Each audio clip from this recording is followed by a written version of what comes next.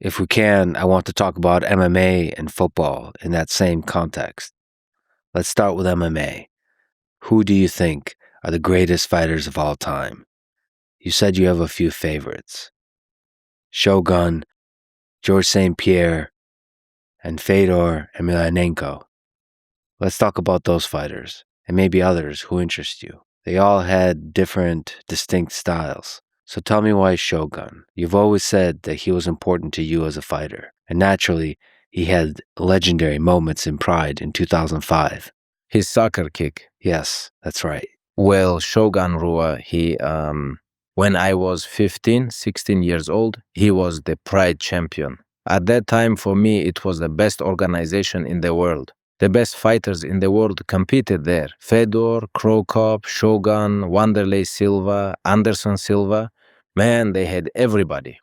Overeem, Dan Henderson, the Nogueira brothers, the Emelianenko brothers.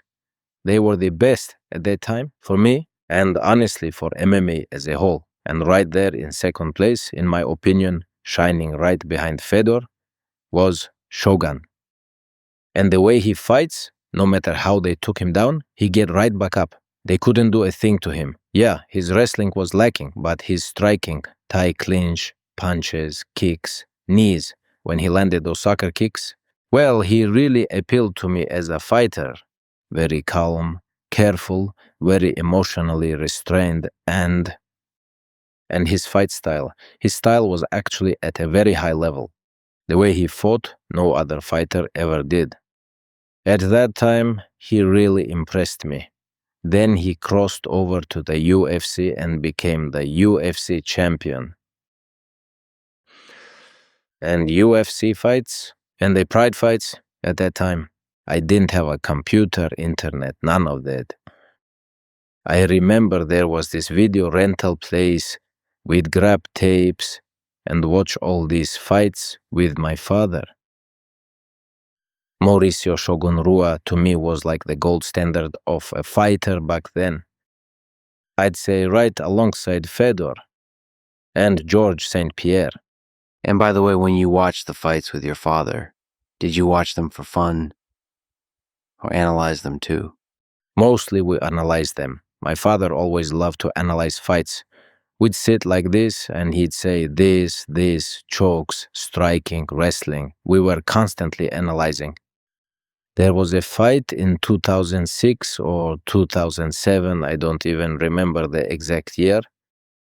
Approximately around that time when George St. Pierre fought Sean Shirk, we even rewatched that fight a couple of times. Then George St. Pierre fought BJ Penn. The second fight, I think, after the fourth round when there was a stoppage. Then, well, there were many fights, and my father actually admired the fighting style of George St. Pierre. He really impressed us.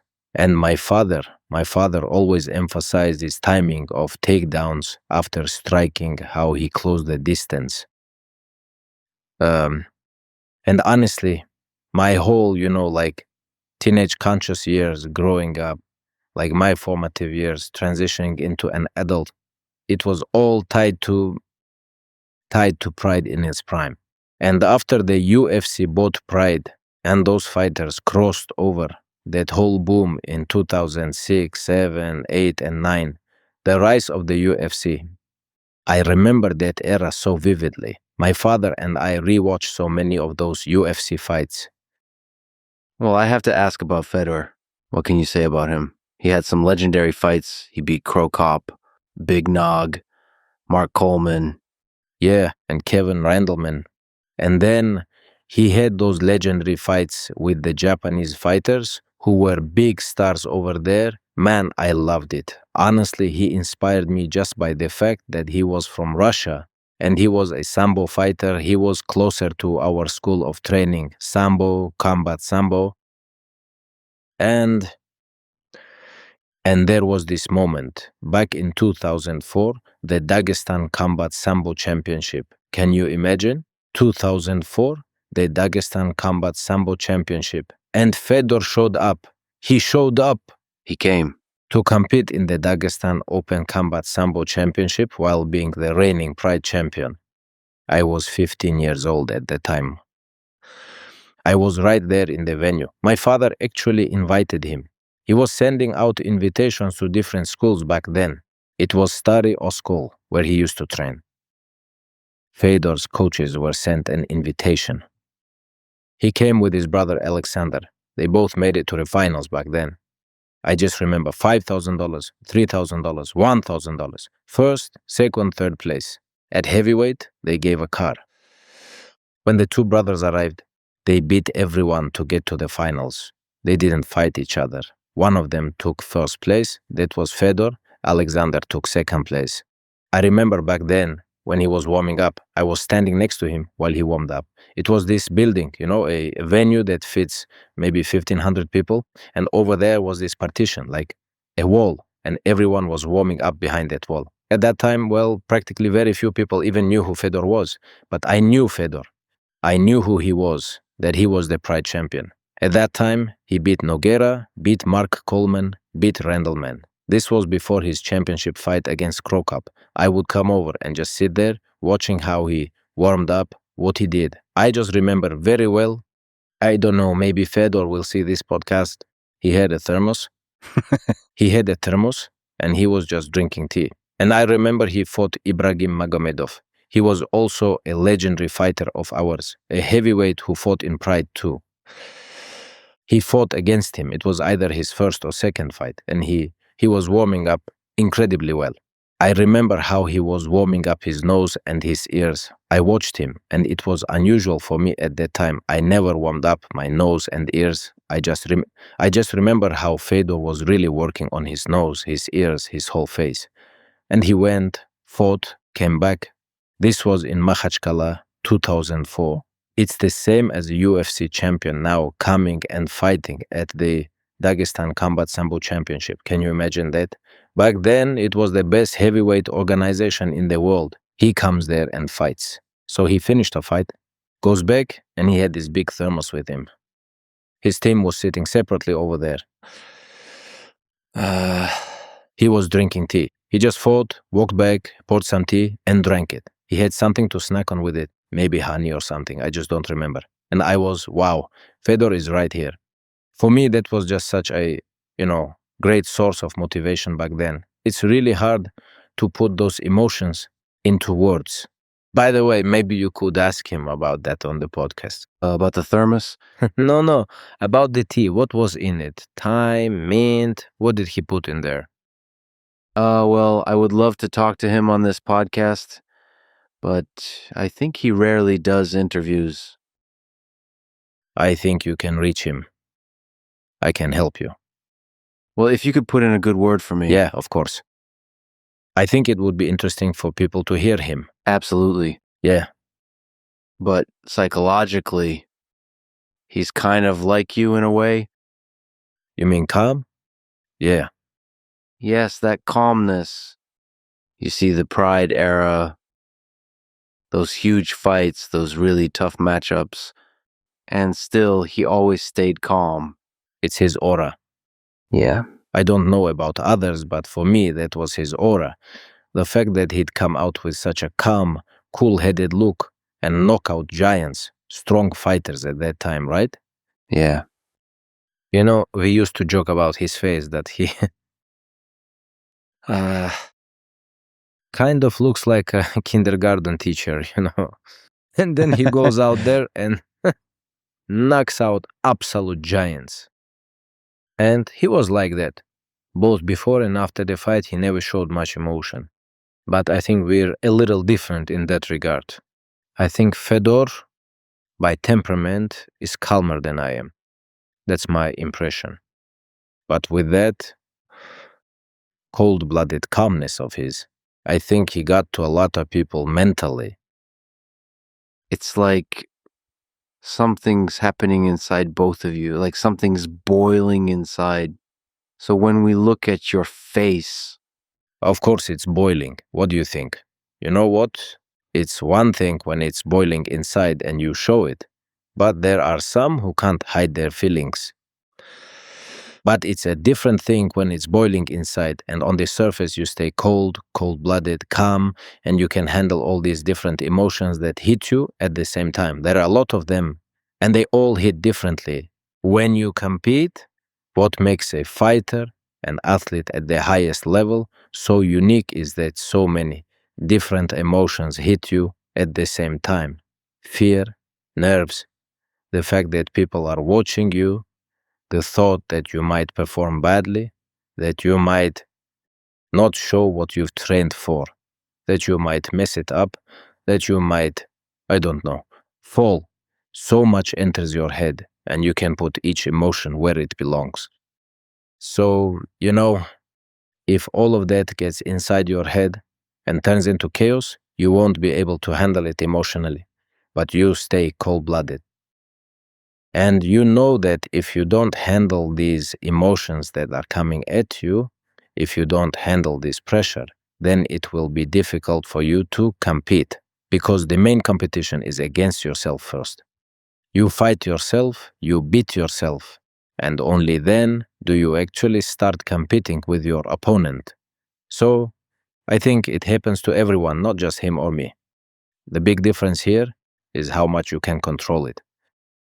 Fedor himself famously said, "The only person who can defeat me is me. The only person who can beat me is me." He was talking about that fight with yourself, I'm sure. Because if you lose to yourself, then you'll lose to your opponent very easily. There's an interesting thing I came across. Adam Satiev said that high-level athletes often make a mistake, and what they do wrong is that when they feel fear, they tend to ignore it. He believes that you have to confront that fear and overcome it. Yes, psychologists talk about how to work through those thoughts when they arise. When fear comes up and you feel it, that's absolutely normal. It's what the Almighty put in us. People get scared, people get cold, people feel pain, people get hungry. These are things that are inside all of us. The real question is how you deal with them, how you overcome them within yourself. 100% you can't ignore it, and you must work through it. You have to answer the questions. Why did this happen? Could I do it this way instead? And this comes only with experience, only with experience. And the more you compete, the more you train and the more you face it. Some people actually try to avoid that moment, but the more you face it, the better and better you'll become each time. It's the same with athletes. They get nervous. That's what we call the jitters, right? At first, whenever someone competes, they get the jitters. But when you keep competing over and over again, you gradually learn how to channel those nerves in the right direction. Then it gets easier for you. And in order to get there, you have to compete. And what is competition? You meet this fear face to face. You don't avoid it. A lot of guys are staying away from competitions. When they're young, they have this tension, this self-consciousness, this fear, the jitters. They're nervous. They can't sleep at night. You have to go through all of that yourself. Nobody can do it for you. A coach can train you. A coach can teach you. But all he can say is, practice, practice, practice. Then there's you, alone with your own feelings. When you lie down, when you wake up, when you walk, when you're by yourself, when you eat. There are so many moments when a person has to go through all of this on his own. And when you have to go through this over and over again, some people back away. They don't want to face it. And what do you need for that? Patience. You have to come and endure it and go through all of it, through your skin, through your muscles, through your mind. You must let all of this pass through you and overcome it. And each time, you'll get better at it. A good example of that is the third person you mentioned, George St. Pierre, who, by the way, sends his regards. I train with him a lot, and he has a very deep respect for you. but he didn't give me much good advice because when I told him I was going to train with you, he told me, what did he say? He texted me, if you die, you die. That's what he said. Good advice. He's a wise man. Didn't support me and said, say hi. Tell him I say hi too. As we were talking about, he himself has spoken about this, that he was afraid and always felt fear before every single fight. That's interesting. One of the greatest fighters in history, yeah. And even he feels fear. He's not afraid to admit it. Everybody has fear, everybody gets afraid, but I don't know how big that fear was for him. I really don't know. We never discussed it, but I've watched a lot of his interviews, his fights, and his training camps. The way he analyzed his past fights and all that, the way I see it, he's a very sensitive person. There are people like that too. Some guys take all of this very lightly, like, okay, we fight tomorrow. We'll see who my opponent is and how he shows up, right? But there are others who find it very difficult to handle psychologically. But the Almighty gave me this kind of calmness. Sometimes I'd get to the arena and they bring you in 4 hours before the fight. They have to weigh you. They have to do doping control and they have to tape you up. There are so many athletic commission procedures. Every state has different rules, how they bring you into the arena and all that. Sometimes I'd get there 4 hours early and think, what am I supposed to do? So I make myself a little bed and say, please keep it quiet. I would lie down, I could sleep there for an hour, maybe an hour and a half. That's it, wake up, warm up, and then I could go out and fight. And some guys, they don't sleep for 2 days before they fight. Believe me, there are fighters who don't sleep the night before a fight, and it's very hard on them. It's not really fear, it's hard to describe with just one emotion. It's too many emotions that come over a person and they can't fall asleep. It's panic, it's fear, it's worry, it's nervousness, it's the jitters. All of that builds up and the person just can't fall asleep. So, in that regard, the Almighty gave me a little more calmness than others. I had, such a cool head and calmness before the fights.